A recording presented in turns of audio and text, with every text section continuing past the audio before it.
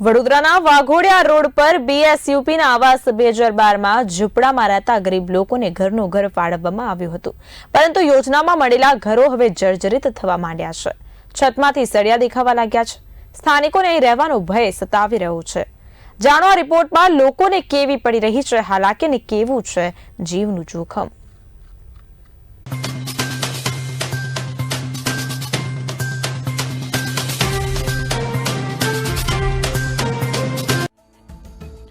તમે જે દ્રશ્યો જોવાના છો તે જોઈને તમને લાગતું હશે કે આ વર્ષો જૂનું બાંધકામ છે, પરંતુ આ 2012માં તૈયાર કરાયેલું છે.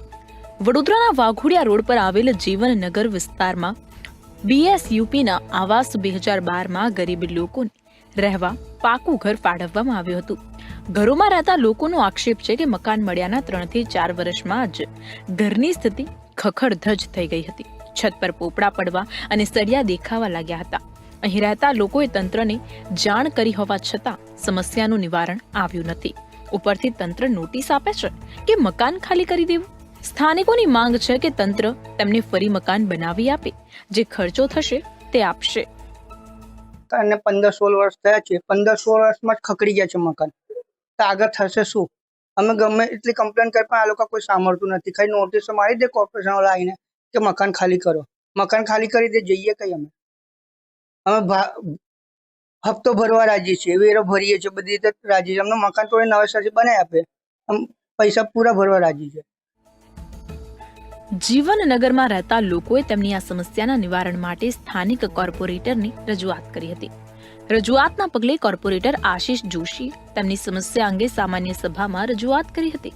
હજુ સુધી કોઈ નિવારણ આવ્યું નથી. કોર્પોરેટર આશિષ જોશીએ આવાસોમાં જઈ ઘરોની વાસ્તવિક સ્થિતિ મીડિયાને બતાવી અને બાંધકામમાં વ્યાપક ભ્રષ્ટાચાર થયાનો આક્ષેપ કર્યો. પંખા પડે, કોકના ત્યાં પોપડા પડે અને ઘણા લોકોએ અહીંયા આપ જોઈ શકો છો કે પતરા માર્યા છે. હવે આ પતરા મારીને પણ એ લોકો અહીં રહેતા નથી. પોતે ભાડું ભરીને બીજે રાત્રે સુવા માટે મકાન રાખે છે.